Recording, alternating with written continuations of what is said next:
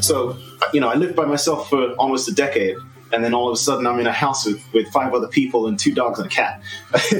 So, when we're pushing the cart around at Costco, sometimes my eyes bulge out of their sockets.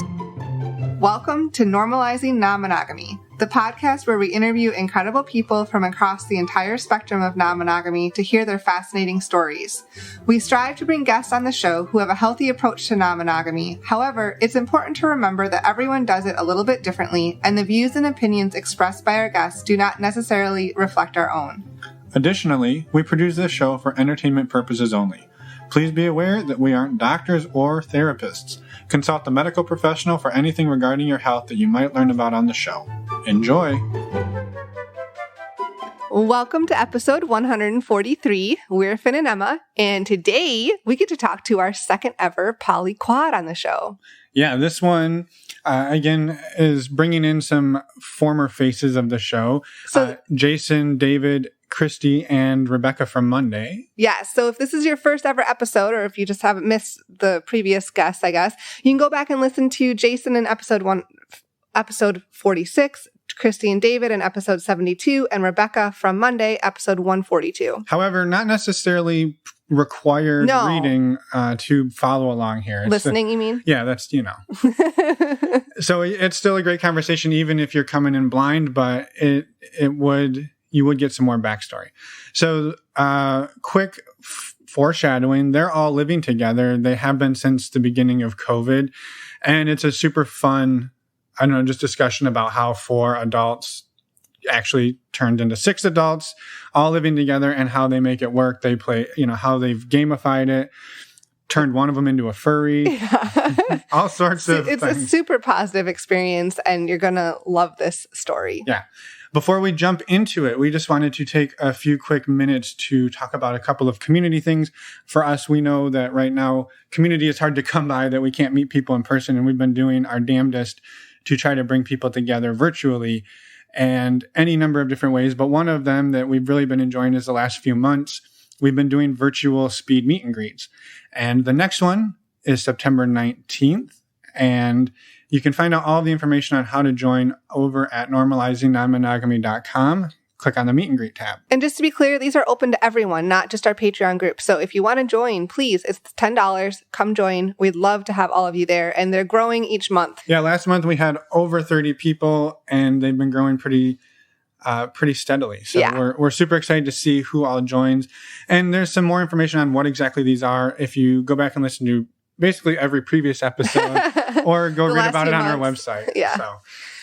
Next up is our Patreon. So we have a MeWe chat with our Patreon. So if you want to look for a community and just in chat, it's a super supportive group.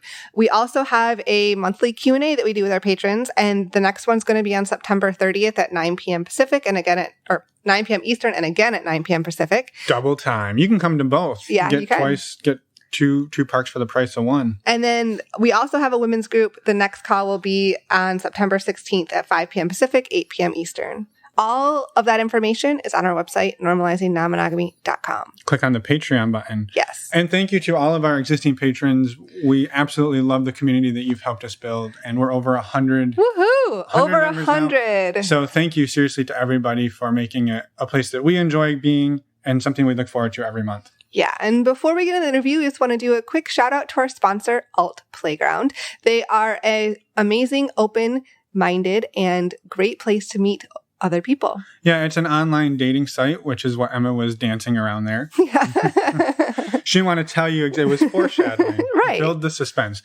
But we're excited to be a part of what they're building. One of the things that we love about them is they are super inclusive and diverse. They've got 9 different gender identities you can choose from when you set up your profile, 9 different relationship statuses, 8 relationship types, and 13 sexual orientations. And so, as far as we know, that is the most diverse and inclusive website on the planet for meeting other open-minded people. And again, we're excited to be on there. We're excited to be helping them build and spread the word. Yes. If you would like to learn more or join, go to their website, altplayground.net or go to our website, normalizingnonmonogamy.com, and click on the Alt Playground buttons. And while you're over on our website, you go ahead and click on the Contact Us button. Send us a message. Let us know how you're feeling. Tell us how much you love us. We'll tell you how much we love you. Maybe even come on the show if you want. We'd love to have your story. To be honest, Jason, David, Christy, Rebecca, they're all just average Joes. I mean, they're a little above average. But they're just people like us. They're normal people. So, you don't have to be some Will Smith and Jada. Although if you're listening, we'd love to talk to you. Same to you, Dan Savage. Yes.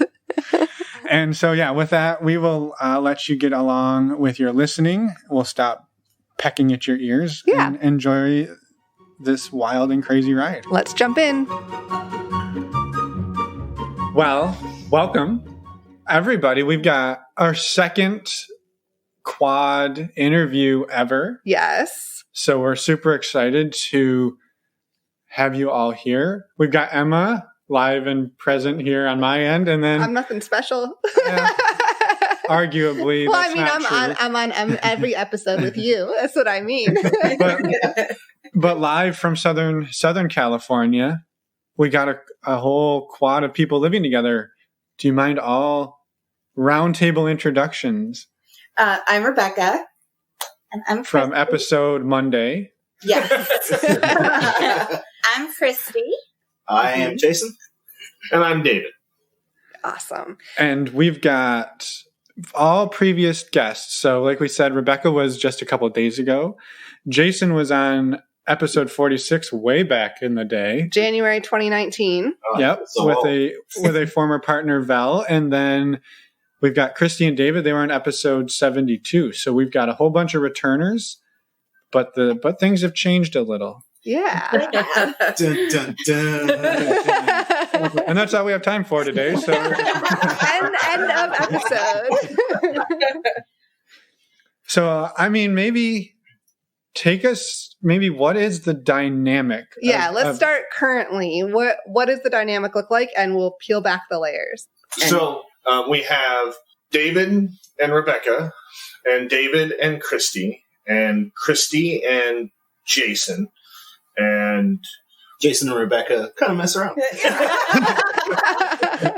Why? Jason Because and we Rebecca can't like. leave the house. Yeah. That's not the whole That's not the only It's definitely It was an accelerator. Yes, for sure. Something that I think was already there. So. Awesome. Well, thank you. And thank you for that. Thank you for going through and explaining the dynamic, I guess. So you alluded to the fact that you all live together right now. Yes. But that was not always the case. No. How do you mind, I guess, giving a little bit of background of how you ended up in this situation? Sure. It's a story in 4 parts. Yeah. we might each have to take a turn. Sure. In the fall, Mm-hmm. We started talking early fall, September maybe? Yeah. We started talking about Rebecca, David, and I moving in together. He was at her place about half the time, and we all just really got on and was like, we should live together. So we did a trial run in November. It was December. Yeah. So we did a trial for about 3 weeks because I was just feeling really scared that it would work out well. So I ended up kind of partially moving in for 3 weeks, and everything we all synced up pretty great. And then I went back to my house and put in my notice and then moved back in January. Yeah. And so you were added to the Christy David abode in January. Yeah. Officially, but trial run December. Yes. And then Jason started hanging around. Right. I was like, I hear there's a party here. We actually moved into a house. We were in an apartment in March. The three of us, when she moved in January, we knew we would be looking for a bigger place in March when our lease was out.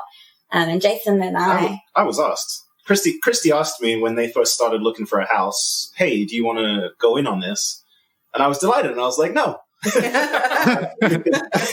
Because I had been living by myself I think since I separated from my ex-wife in 2011, and I was just very dedicated to living by myself. Like I really enjoyed living by myself, and it was something that I saw myself continuing to do. I love Christy, and I love these guys too, but I just kind of had it all. I had my whole plan of just being by myself and having my separate space, but also being able to kind of hang out with these guys as well. Mm-hmm. And I think when you guys were looking for this place in January. Yeah. Luckily, we found the place in January. So when COVID hit, we had already signed the lease. Right. Everything was just waiting for the move-in date, which was really, really helpful. Yeah. And how it changed was, I think part of it was COVID. COVID changed it.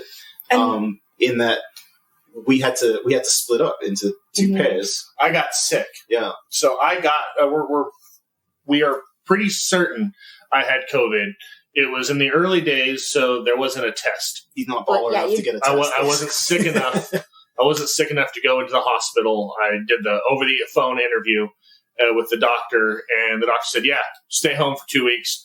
Don't leave your house. You're going to have your food. You can have your groceries and food delivered to your house. Don't even walk around your block." Which I had zero desire to move off the couch. It was so exhausting. They really knocked you out. But because of that, Christy went and stayed with Jason so she could keep working. And then it was just me and Rebecca in the house. But we were, for 14 days, we were completely separated. Yeah. They stopped by and visited at a distance from the sidewalk while me and Rebecca stood at the front door to talk, just because we couldn't see each other. And that was when it sucked. But yeah, I think getting the chance to live with Christy for 2 weeks and then just kind of seeing, like, I helped these guys move in. I helped them set the place up, helped them build furniture. We saged the house together. Yeah, and I'd spent Christmas and holidays with them multiple days, and I was just like, man, I love these guys. I want to be with these people. And so it became more of a logistics question of like, okay, well, what's the best way to kind of slide into this or to kind of on-ramp into this? I was worried about not having my own like alone time. You can have time to yourself in a room, but there's somebody in the other room or in the living room when you're in the bedroom. I was worried about that, but it just never really seemed to be a problem.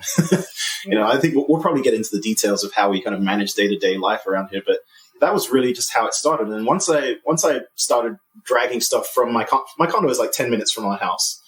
So once I started dragging stuff out of it to come kind of join me as I stayed here, I became less and less attached to the condo and more attached to just living here with these guys. And I didn't want to quarantine and not be able to see them.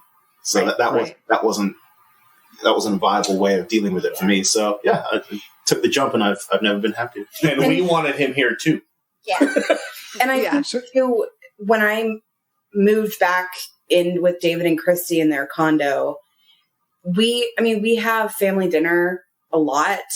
And, Jason was always over. I mean, he was probably over for dinner 3 times a week before we even moved into the house. So it was kind of like, I feel like that was ramping everything up because we were just all around each other so much.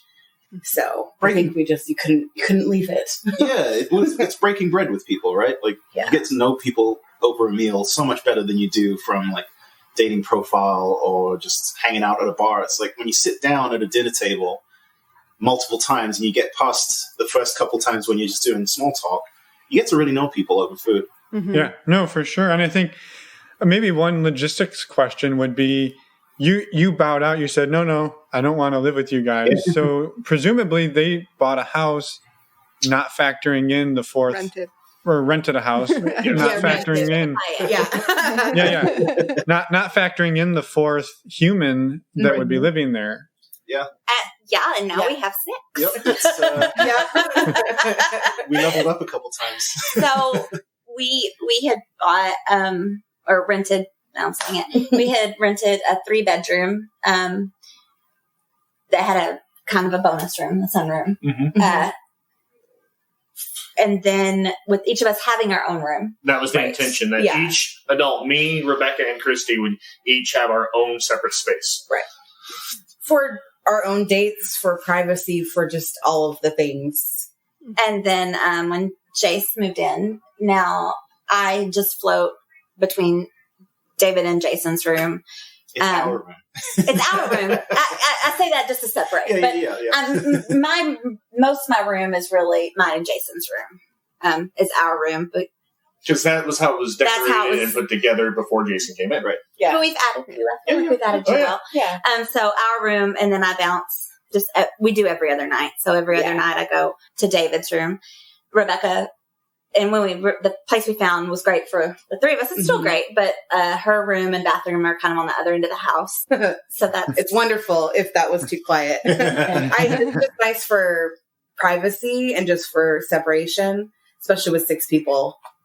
The house is not huge, but it's big enough where we can all kind of be in our own area and be uninterrupted by the other people in the house. Like we have the 3 bedrooms. We have like a little bonus room in the front.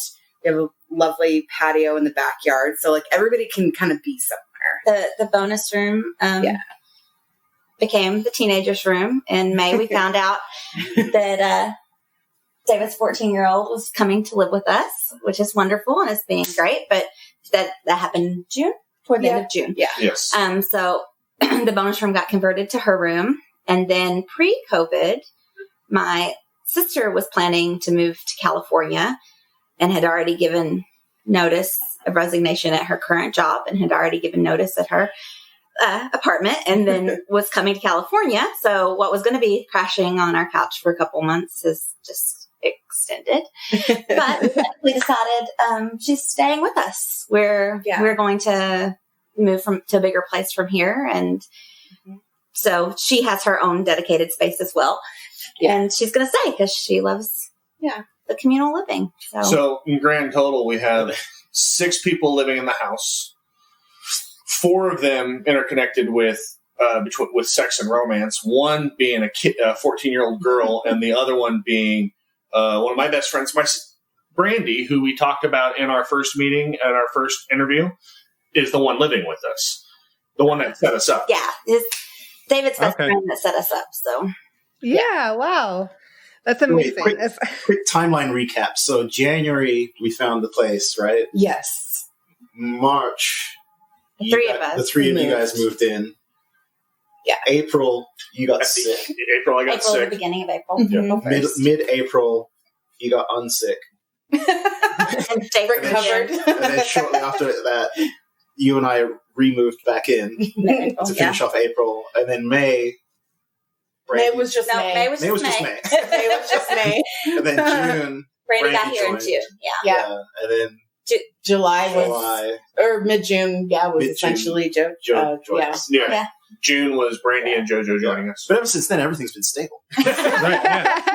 So like for the last 2 months. So the moral of the story is, if anybody needs a place to live, reach out.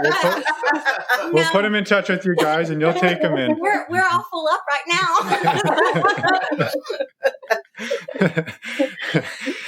now. Okay, so now that we've got the. Wait, I have a quick question. Yeah. Jason, do you still have your condo, or did you get rid of it? No, I still have my condo, and one of my closest friends is renting it from me. Oh, perfect. Yeah. So that you can always go back there if you need to, but you don't have to. Yeah, I worked out an agreement with them. I was like, so if this doesn't work out, my couch is comfy. You can't lie to me about that. You're keeping it. So there's always that. But awesome. Great. Awesome. Okay. So we kind of have the foundation laid for this. So how, I guess, thinking about doing this, what have been some of the challenges that you've come up against? Because I imagine it hasn't been perfect, or maybe it has been. Each of you, right, nothing's perfect. I imagine maybe each of you speaking to like things that you found challenging, and maybe on the flip side, like what has been your favorite part about the experience of all living together? I'll start. My favorite part is that we are all living together. Like right now, I'm an extrovert, and so worldwide quarantine is one of my definitions of hell. And thankfully, I get to spend it with people I love, people I get along with, people I'm happy with. We have great food all the time. The chores are broken up real easily. Everything just kind of flows really well. We got really lucky. We caught lightning in a bottle. The hardest thing for me is to understand that sometimes even I need to take today for myself. I need to go into my room and watch a movie, read a book, play a video game. I need to shut my brain off and for just a few hours, pretend like no one else is here. Mm-hmm. That's the hardest struggle for me because I'm extroverted and I'm supposed to be keeping everybody happy and everything going and the camp morale counselor. Sometimes I need to go just break off. Yeah.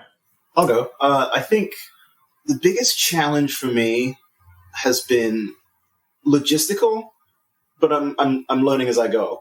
So, I lived by myself for almost a decade, and then all of a sudden I'm in a house with 5 other people and 2 dogs and a cat.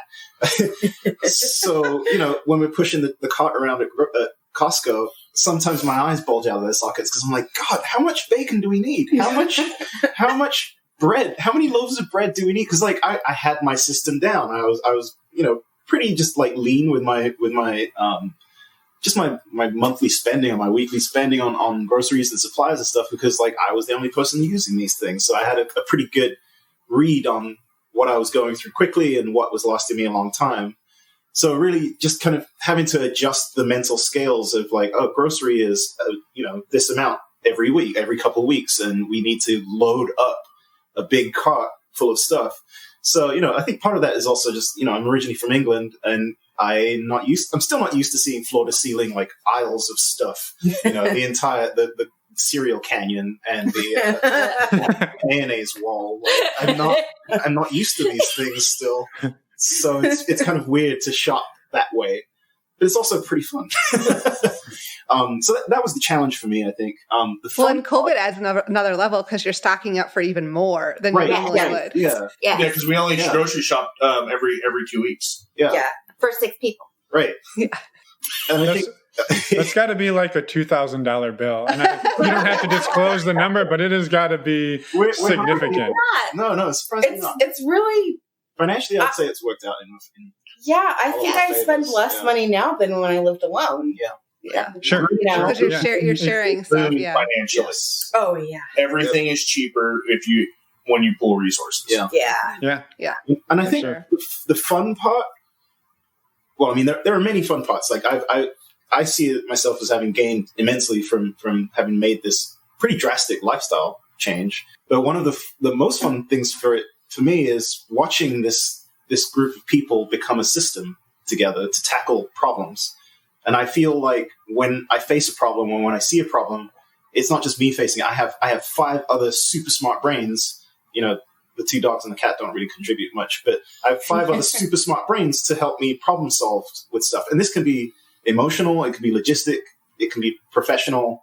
I feel like we all bring our problems to be solved, usually over dinner, and we troubleshoot and we help each other out and we give each other perspectives. I've benefited immensely from the different perspectives of everybody in this house and the experiences that they've had and that they literally bring to the table. So I would say that's the most fun part. And one of. Yeah, awesome. Yeah, I think for me, the best things is kind of like what David said, is just being with everybody. I lived alone for most of my 20s, except for when I was living with my ex, and that was about so half of my 20s I lived alone. Never wanted to live with anybody ever again.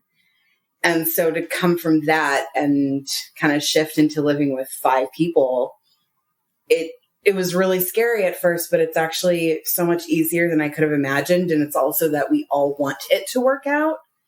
So just seeing everybody else, everybody putting in effort to make sure that we fix, argue or discuss arguments and just work together on stuff. I'm trying to figure out what the hardest part is for me, and maybe someone else has an idea.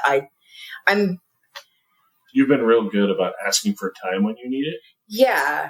I sometimes I kind of realize a day too late when I need space.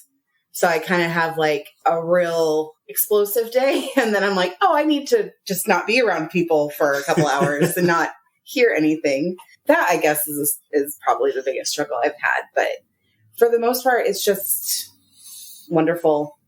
It's all great. And, you know, we've figured out a way to put all of our chores onto this app. And we've kind of created a game out of it. And possibly the game maker wants to talk about it more. I don't know. But we just have like a list of chores and we just pick which one we're going to do. So we're not like assigning chores to people. There's not a chore wheel or anything. It's kind of like we're all adults. So we just see that a chore needs to get done and we do it. The trick is you give each chore points. People go crazy for points. And I use Trello. I'm a big fan of Trello. And so, I was able to configure Trello so that it's tracking points for us. And so we can see our point totals. And we don't have goals set up or anything. It's just you pick a chore and there's XP. We call it XP in this house. Yeah. So we're earning XP. We're grinding for XP. And so each chore has XP. You move it into doing, and then when it's done, you move it into done, and then it records it, and everybody celebrates. So like, hey, you got 25 XP. It worked. It was just a quick experiment. I was like, I wonder if I could do this because I have 5 confined brains to experiment on here. And we tried it, and it's just really stuck. And now everybody in the house is on it. So even the 14-year-old is like doing dishes for XP. I'm like, that's probably the biggest. That's awesome. And now we know the real reason Jason moved in was so he could run human experiments. We tied in her allowance to the XP. We monetized her. So she is motivated a little. Your turn. Oh, is it my turn? Yes. The best part, there's so many good parts. I feel like that timing and the choices we made prior have just made us so incredibly fortunate for COVID because we aren't isolated. We have each other. And I'm very grateful for that. And I love having a crowded table. So getting to have, we have dinner together less than 5 times have we not all had, even when it was the 4 of us, the 5 of us, and then the 6 of us, have we not all had dinner together? Yeah. Which is really wonderful to me and fulfilling. I think that just constant play. We play a lot. We play a lot of board games. We play a lot of video games. We just enjoy puzzles. Yep. We puzzle a lot. So Christy and I puzzle a lot. We're at it. David got me into D&D. I've never played D&D before. And now I'm a furry. Slippery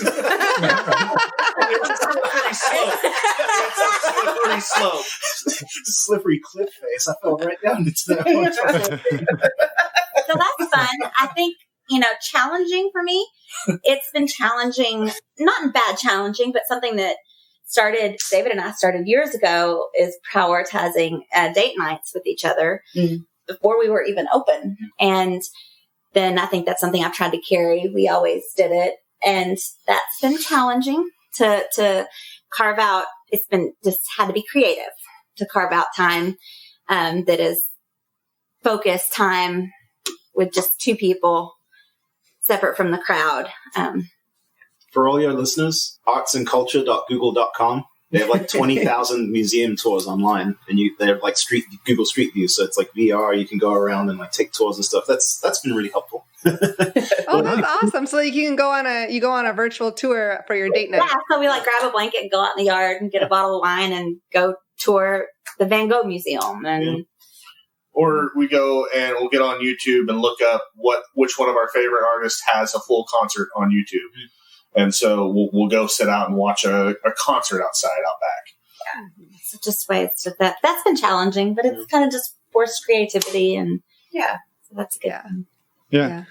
So I have a logistics question, I guess. Are all 4 of you working from home as well? Because that adds another level of like complexity if you're all living together and all trying to work from home. Right. Yeah. 2 are now. Yeah. 2 I recently got a new job. So starting in July, I started actually going to an office. And I'm very happy to be getting out of the house after the 4 months prior to that. But it is a little stressful, because our household, we try really hard to not have to go to the store unless it's really necessary. We really have limited any kind of going out. So just going out every day to go to work just adds a layer to that. I work in a very small office. There's 4 people, including me. So it's very small, and I have, space from the others, and we're all very careful and everything. So that's helpful, but yeah. So 3 of us, Rebecca, me, and Christy, all work out of the house. Yeah. It would be hard if everyone was working from home. Right. Yeah, no, for sure. I think that we find it difficult, and there's only 2 of us working from home here. Right. It's a very different mindset, and it's been such an interesting 6 months, really, for me, because I've been a remote worker since 2016. I've worked from home, whether as a consultant, or I've worked for full time for software companies remotely as well. And I think right before COVID hit, I was in the job market. I was looking around. I was talking to employers, getting interviews, and I would say to them, "Hey, have you considered making this a remote position?" Because I decided I liked it so much that I wanted another full time remote job. And the number of employees that looked at me like I had 6 heads, like, remote? What do you mean? Like, no, your butt needs to be in the seat by 8:30, like, so that Lumber, can check that you're filing UPS reports. And it's also very interesting, the number of employees that turned around for another shot to talk to me after COVID hit, and they realized, oh shit, we need to reconfigure this, because this thing, we're not sure if this thing is going to stick around or if it's going to pass by. So right. Now we're actually interested in that. And you've got position. experience, and we know you know how to do it. Yeah, It's been very interesting. Yeah. I've had several people kind of come back and say, "Hey, yeah, so," and when I asked them, like, "So have you reconsidered on remote?" And they're like, our position has evolved. I know that language. and so has my salary requirement. It's been very interesting, these conversations. But I mean, I've been fine working from home. I've had to kind of carve out a bit of a smaller space and just get used to not having as much like dedicated, absolutely silent time, because there's other people using the house. But yeah, I mean, I think it's worked out just fine for me so far. Right. So I was a little bit curious on, and I know maybe people haven't gone back and listened to David and Christy's episode or Jason, your episode, but that you all practice a sort of non-hierarchical polyamory. So everybody is somewhat of an equal within your household. Yes. But I was just curious on the decision to go from, you and David are married, Christy, and now we're married, and all of a sudden we're adding a bunch of people to our living situation. For either of you guys, was that a difficult conversation or a hard shift, or were you both just like, hey, we're doing it, no problem? Those kind of shifts for Christy and I have just been how our relationship has been. If you, the last interview, that's all we talked about was the big shifts, the big jumps. The moving in together was one of the easiest ones because we had already gone through our scale of needing to level up to an adjustment is pretty out of whack compared to most people, I think. And so it's been, the moving in together for me was really easy. It was really simple. Even when it went from, okay, it's just going to be the 3 of us, we're getting a 3-bedroom, that'll work, to, okay, now we're adding another person.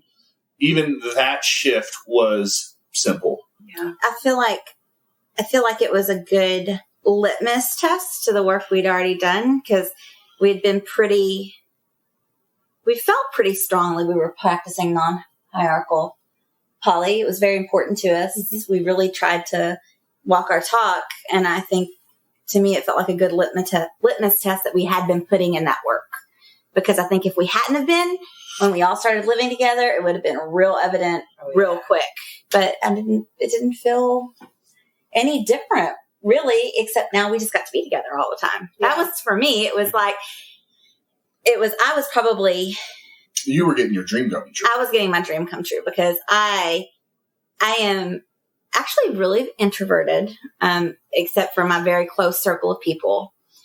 And with them, I love time together. I probably have the least time actually completely to myself than And you anyone. want the least time. But I By want the least. So by choice, it's totally by choice. I could have more. So to me, it was really just kind of a dream come true to get us all under one roof. So I would say two things that have kind of stuck out to me as we've been kind of learning and adapting and kind of creating our system for how we live together.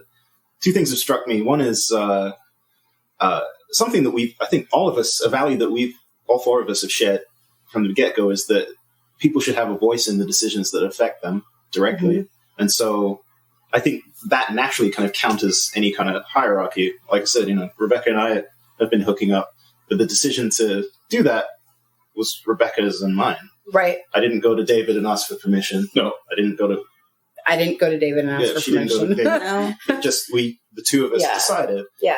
But I think the other thing that helps counterbalance that, I think, is I feel like we've been creating a bit of a shared identity, and we call ourselves the House of Yes and. I saw that on your Zoom video. That's awesome. We frequently kind of just refer to ourselves as the house. Like, what does the house think? Yeah. What's best for the house? How can we make the house better?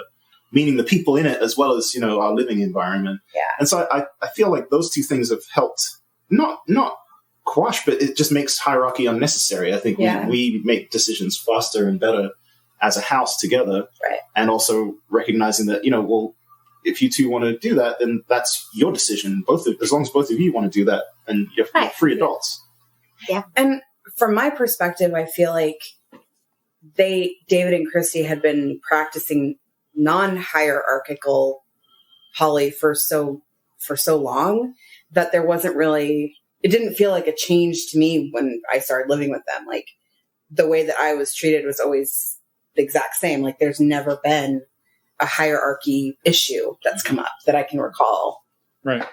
I think that was maybe the flip side of that question was sort of for Jason and Rebecca, like, you're coming now into a sort of, right, somebody's home, they've established, whether or not you practice hierarchy or not, you have like, this is our household. Mm-hmm. And now you're like crashing into it and you're like, well, now we're all here.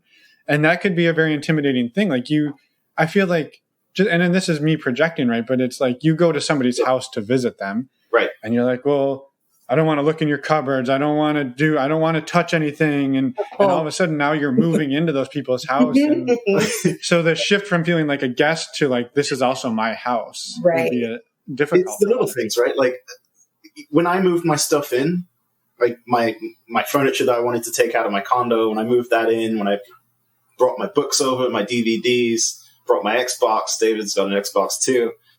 Pictures, like all of our pictures are just kind of hung up on the walls all together. It's all mixed. My furniture fits in the living room, and like when we moved it all in, we stood back and we're like, wow, it all just looks like one piece. Either we have the same taste or we just kind of made it work.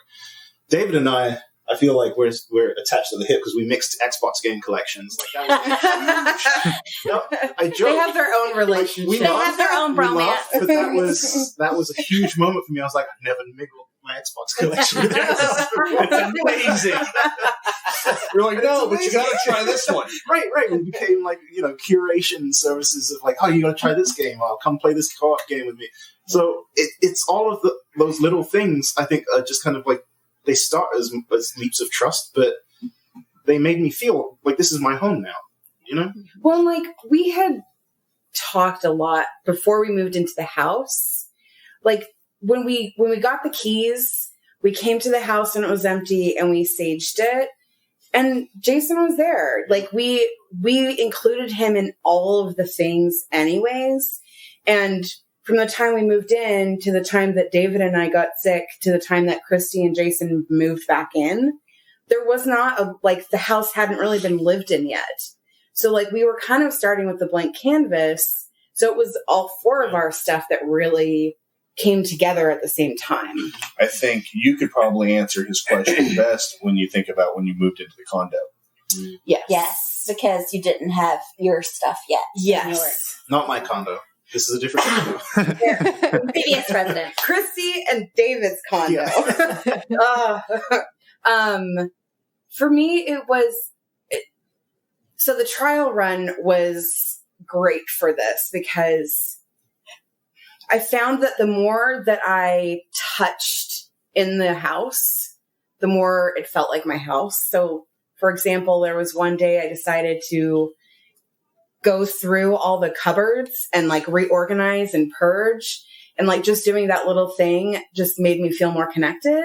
And also I had that little, person in the back of my mind saying like, well, this isn't your place. But then I was just like, actually it is. And I just kind of busted through the door and just tried to have that persona that it is my place. Cause it really was. Any feeling that I had of like being uncertain about, can I have this drink that's in the fridge, was all me. It wasn't David or Christy. It was like, you're welcome to anything that's here. So it was just pushing through that inner feeling of like, well, are they sure? Is it okay if I drink this last beer? But it was always.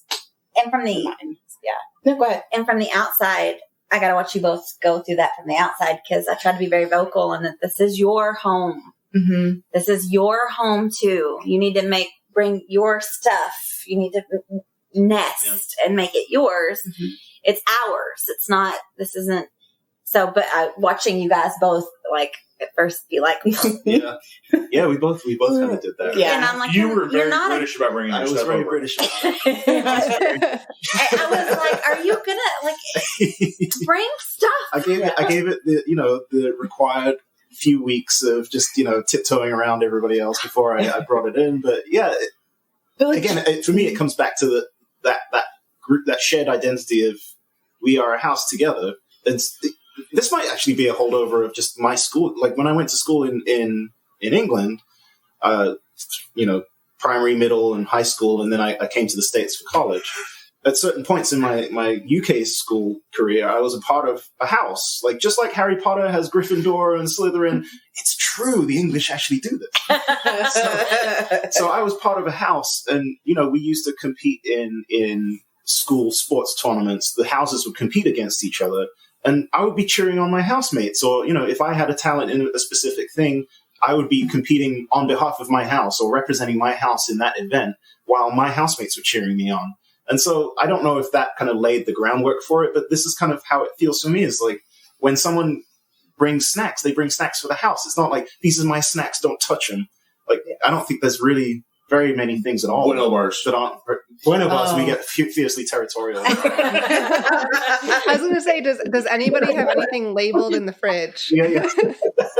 But for the most part, it's like, this is for the house. All of the groceries are for the house. The snacks are for the house. Like it's for that shared identity, which is always in the back of our minds, or at least I feel like it's in the back of all of our minds.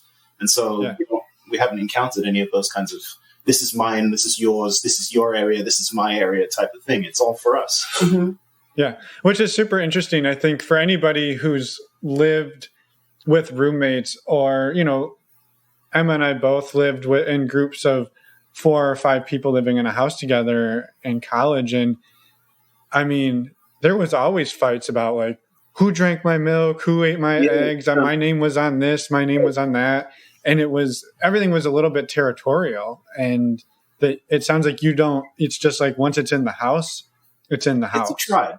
Well, I think that the difference is that we're not roommates. Right. Yeah. We're partners. And we don't look at each other as roommates. We're all partners. We're all a family. And that makes it so like for me, it's if I'm going shopping for the family. I'm going shopping for the house. I'm going shopping for the tribe. Whatever community word we want to use. Yeah. It's it has meaning, right? Yeah. Like it gives that action meaning, because you're not doing it for yourself and then turning around and defending the milk against everybody else in the house. You're doing it for, I like the word tribe. We use family, we use group, we use house, all of them interchangeably. But personally, I like tribe because I think it kind of speaks to something, a model of living that is actually much older than we've been taught is viable. Right. for anyone listening, the book Tribe by Sebastian Junger, you can read it in a single sitting, and it's an incredible book, absolutely incredible book about the meaning of tribe, of the bonds between people who belong to a tribe. It's a really, really incredible book. Right. Awesome. Yeah, no, and I think that's a huge distinction, which is like, while I cared for my roommates and they were my friends, at the end of the day, like, It's not the same. I went to the grocery store and spent the little bit of money I was making as a student to buy this thing, and now somebody ate it, versus we're doing this to take care of each other. It's a different mentality. And we're all contributing too. So the pooling the resources makes that a lot easier because we all put in money to the grocery account, and we all make the grocery list. So anything in particular that you want, you just put on the list. Yeah, like it's not a thing. Yeah. Yeah. How about do any of you, I know COVID's a little different right now, but like, do any of you have other partners? Is there anybody else, or is it just the four of you? No. Yes. So yes with a butt or no with an ad. Yes and no, but yes with a butt. Yes with a butt for sure. So right before COVID hit, I had gone on a couple dates. I had started getting a very serious relationship going. COVID happened, all the separation happened, and the relationship I thought was going to be super serious died. The first date I had I'd gone on a date with this girl. We had gone out to a concert. Thinking about it now, it was probably one of the last concerts in San Diego County before the lockdown happened. And then me and her still chat. We still message, but we probably won't ever see each other in person until after there's a vaccine at this point. The great fucking. Yes, the great fucking. The great fucking. The anticipation. Oh yeah. So on that first date, things were great. Lots of amazing chemistry. We're like, we're gonna make sure that we ride this out a little bit. We won't. We'll hold it out we'll hold tonight to heavy makeout, and then we'll have another date, and then maybe that third date. And like we had it mapped out. We had a movie date a couple weeks ago where we both set up Netflix and we texted while we watched The Secret Life of Pets 2. And at the end, it's a fantastic movie. Total panty drama. Yes. And at the afterwards, we were like, the anticipation thing, I think, has gone just a little too far. A bit much, a bit more than I asked for. Like 6 months, a little bit over the top. Worst case of because edging. of that, like we won't try to schedule a socially distanced date. Like we won't go sit socially distanced at a park and have a socially distanced picnic because we're both very aware that we won't keep that. Right. Yeah. Right. Yeah, that makes sense. Well, You and Sharon? yeah, I still have a girlfriend, but we don't see each other, and it's just hard. It's just distance is hard, especially on top of all of the other changes and things. It's been definitely challenging. Yeah. I had a couple video dates, maybe like 3 months ago, I think, with someone new. Met him on OkCupid, and it's really, really, really hard to get the momentum going of a new relationship purely by Zoom or purely by Google Hangouts. Like it just doesn't get the same. It's almost like starting a flywheel, but this way it kind of just like turns a couple times and it's like, I don't think it's anyone's fault. It's just that I don't think we were evolved to start relationships that way.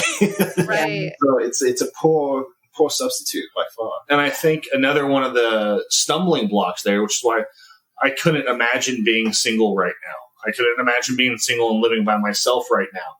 And because one of the stumbling blocks that I've found in general with just the constant low hum of stress that COVID has created everywhere that extra bit of resource it takes to just reach out and say hi to a friend. It's tiring. To somebody that you've been really close to right up until that happened is really hard. Yeah.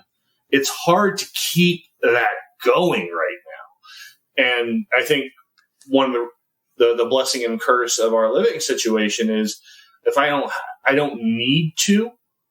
So for most of my other play partners and most of the people I saw casually, I think I've said like 5 or 6 messages back and forth between all of them in like the past 6 months. Yeah. And vice versa. They haven't been sending it much either because we've all just kind of closed in on the people we house with, we nest with, we live with. Right. Right. So maybe that leads into the question of, let's say tomorrow we got news that COVID died off, what changes with the 4 of you living together? I guess maybe the more realistic question is like looking forward as the world opens back up. Yes. That's a little more realistic. Right. That you now potentially have the future, new partners, new things coming in and out, and your closed system is no longer a closed system. I honestly haven't even been thinking about it. Like, hear me out. So, because everybody's like, you're full of shit. I haven't been thinking about it because honestly, I feel like all of my energy and focus has really been on how can we make our day-to-day better with the way that we're working with each other, with the way that we're treating each other, and how does it feel in this house today? That's really kind of where I've been putting my energy and not really thinking about the future because, God, the future is so uncertain. And I feel like a lot of us bought into the idea, and I don't blame anybody for this, but a lot of us bought into the idea that, this thing will like flare up in like March, April, May, and then it'll be gone by like June, July. And then lo and behold, it's not gone. And we're heading into the fall with flu season, all that kind of stuff. So the future is so uncertain. So for me, it's really just been make the day-to-day better. Don't worry about what the future what a particular future looks like. I trust these people that will talk about it and will deal with it when or if it arrives. But for the time being, like, am I enjoying this? Am I enjoying the day-to-day life around here? And just choosing to kind of focus there. And that's kind of, I know we've talked about it. Yeah. One of the hard things, I don't know if hard's the right word, but life isn't hard. No. Like when people ask, like, how are you holding up? How are you? Yeah. And I'm like, I'm great. Yeah. I'm thriving. Like there are things that I miss and there are people that I miss and it's not perfect, but in the big picture, I love my life. I love my life right now, today. I love this life. So I think that I haven't spent a lot of time worrying about what it's going to look like in the future because I trust the people that I'm doing life with. And I trust that, we'll continue loving each other and talking to each other, and change is inevitable. No matter what it looks like, change happens. I think it's just the commitment to show up for each other and be each other's friends, and we'll go from there. Like it doesn't have to be this looming, worrisome thing. Mm-mm. You guys talk to them? No, not really. Well, me and Rebecca have talked about it. Me and Christy have talked about it in the sense of the girl I was just talking about, the one who I'm still messaging and stuff, because we've managed to keep chemistry through 6 months of pandemic. We're going to go see each other. But outside of that, there hasn't been conversation because none of us are really looking there. I'm curious to see what's going to happen. I'm real curious to see what the first meetups and group events look like. I think it is going to be the fucking. I think we should just put. We're real serious about that term. We should just. I'm coining it. It's going to be a thing. We should just put drop cloths everywhere and don't look at blue lights for black lights for a long time because it's just going to be everywhere. Yeah, if they thought GDP went down now, it would just wait.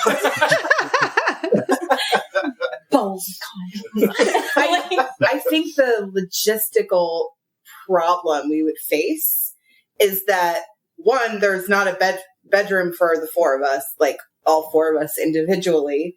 So, obviously having dates back at our house is not really, that could happen, but it's not probable in the current state. But that's the biggest issue that I can think of off the top of my head, because we're all, I speak for everybody, but we're all used to seeing the other people dating. Right. So we are a tight little unit, but we're already aware of what it's like when people are dating. And we've never thought of ourselves as a closed quad or closed anything in the sense that, in the sense of like polyfidelis, where we're the group and this is it. There's no one else. We've never thought of ourselves like that. Yeah. We all assume that, should dating occur again, that we'll be dating again. We think of ourselves as a closed unit when it comes to COVID. Right. Yeah. But outside of that. Right. Yeah. Right. Which maybe is COVID drags on another year. Do you end up in a 7-bedroom house with 12 roommates and all of a sudden the room is growing? No, I don't think so, because most people don't want to commit to. It's easy, from my perspective, it's easy to get 2 people to commit to these are the ground rules. This is what we think is safe. It's an ongoing discussion. It's been easy for us to get 4 people on the same page and then 6. Mm-hmm. But I think capital P people, as you add more, it's hard to get a consensus of this is what we think is safe. Everyone has a voice. Let's all use our voice. Let's all agree, because it very much is a round table. This is what we've decided. These are the protocols we're sticking with. Mm-hmm. And I don't think a lot of people want to do that. Yeah. I think we also, generally, the 4 of us have a very high level of emotional intelligence, which is really crucial. Like when you were talking about, your college house where you're with your friends and your roommates, like the difference is like the respect level, the wanting the house to be at a certain state. Like we all spent 2 hours cleaning on Saturday all together at the exact same time. And we scheduled that because we wanted the house to be clean. A deep clean. And so I think, just finding another person or other people that are able to operate at that same level is just really difficult. I mean, I feel not impossible. I just think it's difficult. And the fact that the 4 of us have figured it out in the way that we have, and then being able to add, Christy's sister and David's daughter is just like a blessing that it worked out so well. Yeah. Yeah. Well, I can definitely say you don't want to live with my college roommates. Well, it's something that I've been thinking about, is that we've essentially created a mini culture here in this house, and like that culture hasn't really been communicated out to anybody else. So it would be, I agree. I don't think it would be impossible to add more people, but the learning curve became a bit steeper because we've had this time to kind of like. And granted, I'm talking about like 4 months, so it's kind of crazy, or 5 months. It's kind of crazy how quickly this can form. But I think we share values, and we've established kind of a group identity here that is kind of its own culture. But the same thing is happening in lots of households across the country, around the world as well. Everybody, because we're not going to the common things where common culture is reinforced. Like we're not going out to bars and seeing the way other people dress and the way other people act, or what music other people are listening to. Each house is like a lot. Each house, it's almost like capital C culture has just dissolved into tiny little bubbles, and every single bubble has its own take. So I guess that's one of the reasons why I haven't tried to put too much rigidity around my view of what the future looks like, because who the hell knows? As many households as you've got, that's as many cultures as you would be smashing together again and expecting them to be able to understand and relate to each other. So, yeah, error 404. I don't, find Yeah. I'd say pretty soon you guys will have your own language. You won't even be speaking. We kind of do. We have our own little shorthand. We've got the hive mind. Yep. We're we've created our own little closed ecosystem, and I think every household right now has. Yeah. So you've created your little closed ecosystem. Even those households that might be branching out a little bit, might be taking more risk, within their risk profile, they're still creating their own culture, their own little ecosystem. For me, during this pandemic, until this is done, I can't see getting to know somebody well enough, even if I've been talking to them every single day, to invite them into the house, right? And then post, if I can't picture what the future looks like, but to me, that's not a goal. It's possible. We might meet somebody. We might, and it could be a romantic person, could be a non-romantic person. There's no telling. But I think for somebody to come in to what we have right now, I think would very much feel like what you were talking about, the struggle of coming into somebody else's house. Yeah. Because we are pretty rigid right now. We are pretty, which was why the relationship I was super excited about at the beginning, right before COVID happened, faded away, because their culture and our culture just didn't match when it came how to address things with life right now. It's COVID protocol. Yeah. Like, other than everything else seemed like it was clicking. There was a disagreement over COVID protocol, and it wasn't a case of like, you have to do what we say. It was just, this is where we are at, and this is the boundary that we're drawing. You make your own choices. It's Right. Basically, yeah. And that's Correct me if I'm... Yeah, well, that's basically it. And the overall decision with that specific relationship was, this isn't feasible to try to repair or to explore or to fix during a pandemic. We're just going to have to call it. And without an expectation of jumping back together when the pandemic's over, but also without any sort of exclusion either. Like, that's not a yes, it's going to happen, or no, it's going to happen. It's a who the fuck knows, because who knows? Right. Yeah. For sure. And maybe it's kind of the same question, but part of you moving in, Jason, was I either don't get to see these people or I move in. And it wasn't necessarily quite there, but do you see all of you staying in this type of model once you're not, quote unquote, forced to do it? Oh, absolutely. I do. Yeah. No doubt. And it's crazy for me to even hear myself saying that, given where I was just a year ago. Not even a year ago. Like 7 months. January? 7 months. In January, I wasn't even here. So yeah, it's been 2020's been a heck of a year. Right. Well, and now I say now you and David are fluid bonded with your Xbox games. So You share vaginas. that's kind of the house joke. It's like, you guys do share vaginas. Like, it's Christy and I share a penis. we share a penis. There's Sis. Yeah. Sis now. Right, yeah. Just update my LinkedIn profile. That's You should do that on FetLife, not LinkedIn. well, it depends on what type of job you're looking for.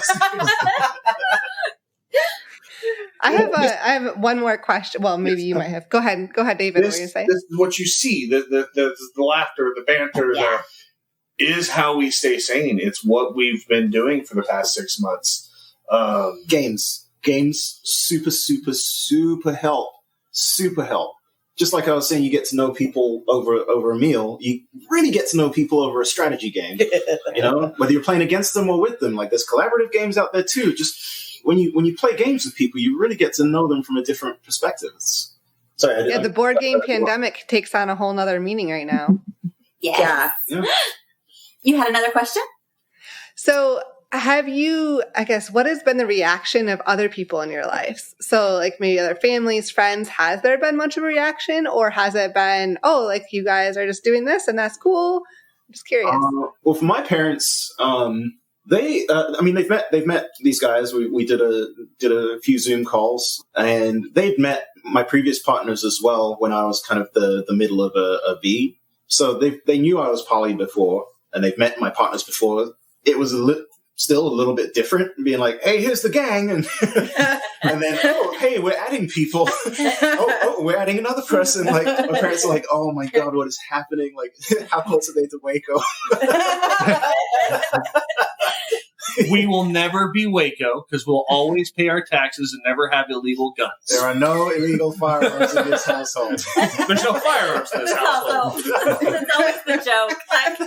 We pay our taxes. Just, NSA, FBI, Chinese listening to our phones. It's also why I don't talk about adding people to the group, because then I really start sounding like I'm recruiting. I'm like talking about all the great things we offer, the community, the sense of belonging. Okay. You're getting weird. Wait, what was the question again? Yeah, what was the Reactions. To be honest, like, it's pretty polarizing. You know, close friends who know me, super happy and just fascinated. But most people are just like, oh, weird. You have a group living situation? Oh, weird. I don't get that. And I don't want to touch that with a 10-foot conversational pole. So, what about you, Rebecca? You know, as I talked about on Monday, my family's reaction has not been what I hoped for, but they're kind of, you know, slowly warming up to the idea of things. I don't think for most of my family there was a difference between me just dating David and living with everybody. I remember the day that I put in notice at my apartment, though. The next thing I did was go over to my sister's, and I was like, oh, I just put in my notice. And the first thing that she said was, that makes me really nervous for you.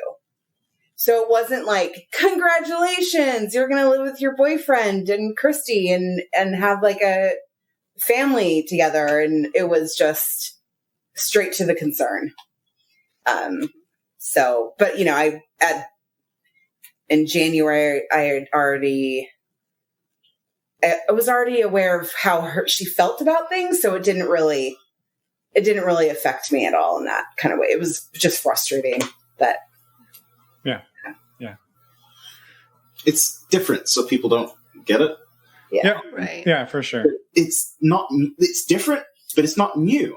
Like, this is the way, the way that we've structured ourselves and the way that we interact and have set stuff up, I think echoes a much, much older model of how people used to cohabitate.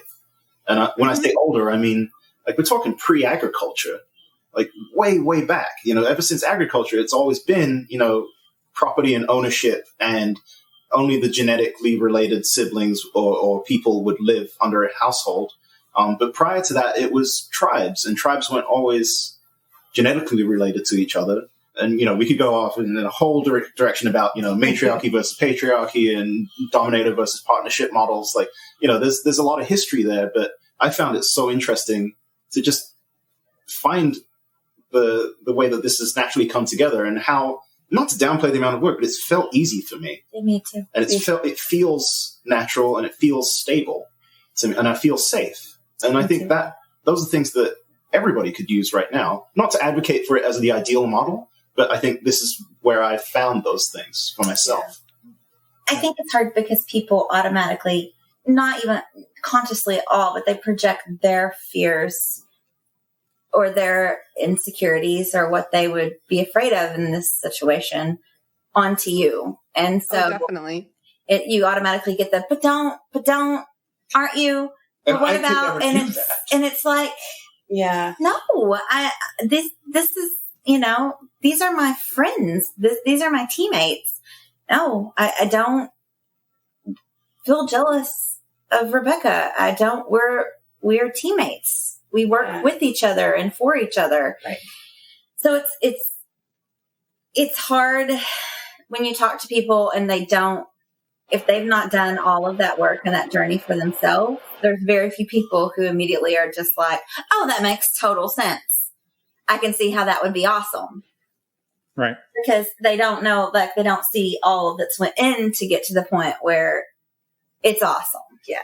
And this transition to where we are now has been easy, but that's because we were lucky enough to find a group of 4 people who had, for the past years, been doing a lot of hard work for different reasons. For different, Rebecca had been doing a lot of hard work before I ever met her. Me and Christy have been doing a lot of hard work since the start of our relationship. Jason's been doing a lot of hard work together, separately. Yeah, for a long time. So when we got together, the reason I said it was lightning in a bottle is because we were 4 people already on the same level. Yeah. And where that level lands is less important than the fact that you're all on the same level and all working to go at the same go in the same direction. It's the shared identity and the shared vision. I think makes everything align, or it helps everything to align, because you realize that, man, I'm pulling for this, and I know that they've got my back on this as well. Yeah, it's been so interesting. So, like, small example is I love Krav Maga. I've been learning it for a few years now. And David turned to me one day and he's like, hey, man, you want to go work the pads a little bit? And so like I started teaching David Krav Maga. And then he and I have both started teaching his daughter Krav Maga as well. Because like both of us want her to feel confident and safe when she's out and about. And, you know, it's good fitness and it's fun. And also we get a workout out of it too. So like the 3 of us just go out back and we train together. And that to me is it's just a small example of like shared vision. Like, and, you know, I never feel closer to David than when, you know, we're doing that kind of stuff. It's because I regard him as like my brother in that respect. Yeah, and I mean, you know, somebody's close if they're willing to hold a pad for a series of groin kicks. Because we have a kick pad. We have a kick pad cups. We use cups. Anybody who knows Krav Maga knows that it's the main pillar is groin kick. Right. So groin, throat, eyes. Yes. Yeah. So yeah, I can see that. Well, I mean, I think it's amazing, like hearing how all of you have come together and, you know, welcomed each other and then welcomed the surprise additions to the family. And I think it's awesome. And I guess, is there anything, Emma, that you haven't asked, or anything that we haven't asked of you that you wanted to make sure that the world knew about this dynamic? Yeah. I mean, I feel like we could talk for hours, but for the sake of time, I will. Yes. And if any of you have any final thought? The only thing that comes to me is that it's more a process of letting go than it is pulling up or like trying to acquire skills. It's letting go of notions that when you like pick at them and tease them apart, you realize, wow, like I do that just because my parents told me that this was bad, or I do that because I would be ashamed of what these people thought of me if I explored this. Like a lot of this process has just been letting go. And I think when I say that it felt easy for me, it's not bragging. It's because it's felt like I was climbing up the stairs with a heavy sack on my back, and gradually I've just been like taking things out of the sack and like letting them go. And all of a sudden, it's easier to climb the stairs now. That's the way it's felt for me. It's been a process of letting go than it has been a process of taking on board burdens. Yeah. I think for me, letting go fits because I actually am the most surprised that we're all living together, I think, because Jason and I took a trip together back in November, and we were on that trip is when I asked him if he would like to live with all of us. And, you know, he said no. He wanted to live alone. That's what he preferred. He did not want to cohabitate. That was the hardest no I think I'd ever had to say. And so I released it because I wanted him to feel loved for who he was and not like he had to be anything or fit into anything for me to love him. And so I really did work hard just to release that because, you know, I couldn't see how we were going to, I really wanted to do life with him. That's been a big thing, is that I think that when you do life with someone, you build a different relationship. It's those everyday, countless casual intimacies that you build that just builds a different relationship. And I really wanted to experience that with him. And I couldn't see how that would happen if we weren't living together in some sense. But he was like, you know, that's not for me, but we will figure out. I promise I don't know what it is, but we will figure out a way. Well, I think you said to me, you want to make home with me. I want to make home with you. And I think the way I responded to that was, I don't want to live with you, but let's start looking at other ways that we can make that feeling of home together.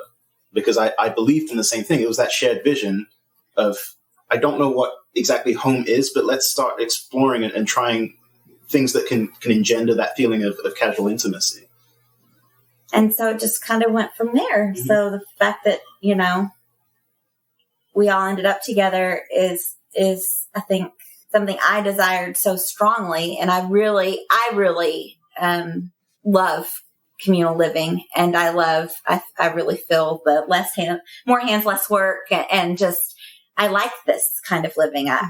I love building a home and filling it with the people that I love and promoting everyone's best selves and happiness. So it's not always easy because, you know, we do have conflict, and we do have conflict just in individuals between, and that's mm-hmm. just requires an even greater jump of vulnerability to tell the other people in the house, hey, David and I are bickering and we're mm-hmm. sorry. I know it's really uncomfortable because you guys can certainly tell that something's happening. We just don't want to drag you into it because it's stupid and it's just about me and him, and we're working on it, and we apologize for the discomfort. Like, do you guys feel like or have you felt when that's happened that the rest of the group is kind of pushing you together or supporting you guys through? No, just holding space for us. Just waiting. Just waiting for it, knowing that we'll work it out. Yeah. So what I would say to anybody who wanted to try living together with a group of people, whether it's romantic, sexual, or not, would be kind of the same advice I have for everybody. First, let go of your preconceived notions. The first thing you need to know is that logistics speaking, when it comes to money, when it comes to grocery shopping, when it comes to all those things, when it comes to raising kids, communal living makes all of that easier because you have more help. Yes. Just make sure that you talk about it. Make sure you make sure that you are clearly communicating the expectations of the household. Make sure that you still practice assuming good intent, and make sure you practice honing a sense of uncertainty, because you're still going to run into all of those problems where that one person did that thing that really fucking annoyed you. And you know they did it on purpose, but they really didn't do it on purpose. So you have to go, that's not what they were doing. And I'm not sure why they did it that way, but it's okay. And I know I'm not right in this situation. And then you have the feelings, you let them pass, and then you have the conversation. But it can be really amazing. It's not going to be what you map out. It's not going to be exactly what you picture. But when you let go, when you release, and then you talk and you communicate, you come up with something that's so much better than you expected. Yeah. And I think one of the things I want to we want to all be together. We want to all live with each other. We want to do things with each other. So COVID or not, this is what our wants were. We were all on the same page with wanting it. So it makes it easier. It makes the cleaning the house easier. It makes doing the dishes easier because we're all here because we all want to be here. And, you know, I think I just remembered this, like going back to the struggles, like one thing that is a blessing, but it's also really difficult is like, if you're having a bad day or you feel, if you're just having struggles, it's nice to remember that the rest of the people in the house are right there with you and you have your team, you know, like we're not against each other. We're for each other. So it's just really nice to have that community because, you know, out in the world, it's so different, but we know that in this house, we are all here for each other. And if anybody's having problems or needs something, like all of us will gladly assist. So that's just something that's just wonderful with the dynamic that we have. And we all chose this. And yeah, no one was forced into it. No one was backed into a corner. There was no plural relationship at the end of a ultimatum or a gun. We all chose openly this life together. Yeah. And I think that when you come at it from that angle and there is no pressure to do it, there is no force doing it. Mm-hmm. It's not done out of any, we have to do this. Yeah. It just makes it. Yeah. it's a choice. And so we just choose each other every day. Yep. It's interesting to me how there's a lot of things in the way that Western society is kind of set up that emphasizes separation and isolation of individuals from each other. You know, like we each have our own cars on the road. We don't take a ride with, like, remember before Uber, like the parents' advice was don't get in a car with strangers. And nowadays we pull up our phone and like hop in a car with a stranger to take us where we need to go. Like, a lot is set up in our world where we're almost isolated from each other. Like, you know, genetically related families are supposed to live in houses, not, you know, somebody from the outside or not some kind of group living situation. That's weird. We have front lawns that like push us away from the street. So, because God forbid we, you know, end up talking with somebody that's walking by. It's like there's so many ways in which we're isolated from each other, and I think that's where I kind of come at it from this idea of letting go. It's letting go of the stuff that we've been conditioned to accept as normal, and just evaluating it on its purely on its merits and what it's doing for you. If it feels better this way, then it might be a better fit for you. Yeah. Also, it's fantastic when you get 5 adults together who all cook and all cook well. Oh man, It's like the COVID 25. 119. Awesome. Well, I mean, thank you so much. Yeah, no, it was for amazing. sharing. I mean, you're all so wise, and everything you say is very thought out. And Yeah, no, everyone's so well spoken too. It's incredible, and it was a delight to talk with all of you.